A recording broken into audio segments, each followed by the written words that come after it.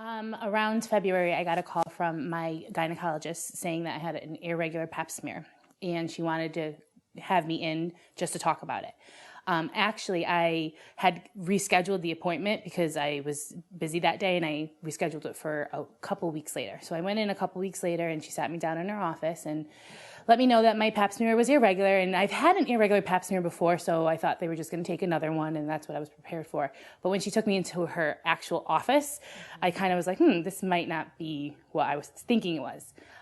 She sat down and told me that I had stage 3 precancerous cells in my cervix. And she explained the whole procedure, that there was like a long procedure that was involved and the risks of it. She was explaining that in the future I might not be able to carry children because of this. And she wasn't giving a lot of information about it.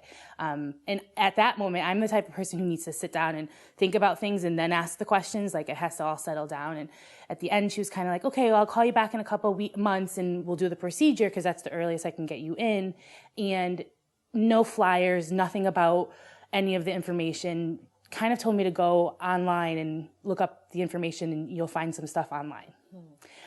So I left the office, sat in my car, and cried hysterically because all I heard from her mouth was cancer and not being able to carry a child. So I called my mother, and she suggested that I go for a second interview and get a second opinion. So she called her gynecologist right away. She got me in the next day. I sat down, all of my paperwork got transferred over to her office. She took a look through it. And the next day after that, so 2 days after I found out originally, I had the Leeps procedure.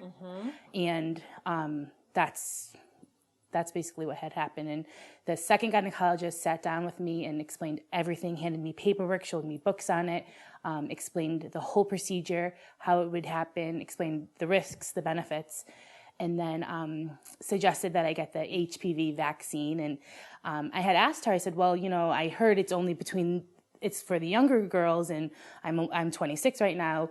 Is it even going to be a benefit? And she said, yes, because there's other HPVs that it can protect you from. Right. So I took, there was the 3 different needles and the 3 different sessions that I had to go back and take it. So I ended up taking her advice and taking the HPV. Okay. How was the vaccine? Did it hurt? No, it didn't hurt. Okay. She said it was going to hurt and sting, but it didn't hurt at all. And it was spread over, I think, 3 or 4 months. You go back every time and get a new one. So it was painless. Yeah, good. How about the procedure? The procedure you had, you had what's known as a cervical dysplasia, where the cells had changed, and you said it was a stage 3? Right. Okay. The procedure was very, I don't want to say scary, but it was nerve-wracking. I was awake for it, and she did it right in the gynecologist's office, so in a regular examining room. And the gynecologist that I have took me step by step. She's like, okay, now I'm going to be doing this. And she explained, this is what this does, and you'll hear this noise. And it took probably about 20 minutes for the procedure, the actual surgery to be done. And then she said, okay, we're going to come in again, do another pap smear to make sure we got all of the precancerous cells out. And she called me back and she said, I have good news, I got them all, and we're just going to do, for the next year, instead of your annual pap smear, we're going to do 2 just to keep an eye on it. So now the last time I went, I was clear, and she said, okay, I'll see you in a year. So that's where I'm at right now. Good. And the procedure, did it hurt? No. It was more, like I said, nerve-wracking because I knew what they were doing, and I'm like, oh. And she actually explained to me that if she goes too far, she can injure the cervix. And I was like, okay, just don't move and don't do anything that will make her go, not that, I had complete faith in her, but I was like, okay, just be calm. She knows what she's doing. But no, it was painless. It was like getting a pap smear, just for a longer time. And right. I think that college girls need to know that if you hear an opinion from one doctor, you should definitely get a second opinion if you're not happy with it or if you're not satisfied. And just to kind of go with your gut and say, this is not right, I know something's not right here, and definitely get that second opinion and stick up for it, because you have rights, you have your own, everyone has their rights of health care, and I think that you definitely need to go and pursue those and make sure that you know that you can get another opinion, and sometimes it's definitely a better opinion. a lot of times students think you have to have it before you have sex the first time. Well, and that wasn't the case for me. And I didn't know that there's different forms of it. I thought there was just one form. Of but HPV? yeah, I didn't know that there was numerous forms. And after my gynecologist, she goes, okay, this is one form, but let's give you this to cover all the other forms of the HPV. So I didn't know of that either. And that was a very beneficial part of it. Like, that was good information that she gave me. And I like the fact you say it's up to each woman to kind of, seek out the best in healthcare. And Right. while some doctors might not think the vaccine is good for older women, another one might. So Right. And the first one didn't say anything about the vaccine to me.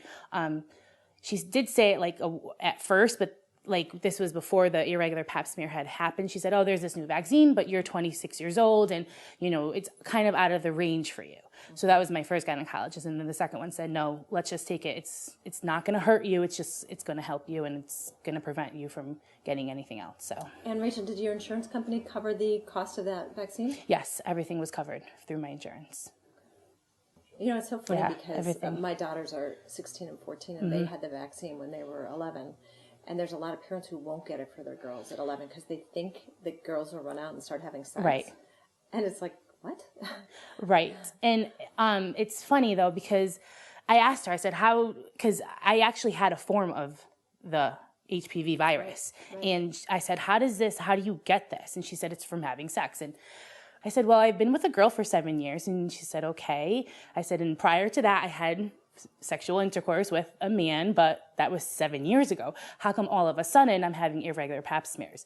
And she said, it just maybe just surfaced. And that's what was confusing to me. I said, okay, do I need to tell my partner at the time? And she said, yeah, you should probably let her know. And she did. She's fine.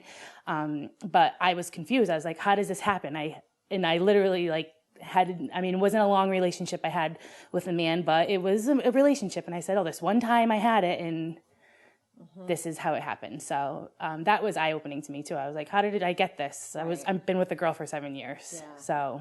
Yeah, that's really important to know. Right. So that's good you can share that. Yeah, and the HPV virus causes over 90% of all cervical cancer, which is why they're really trying to get kids vaccinated today. So I'm glad you could share your story. Well, thanks very much. Thank you.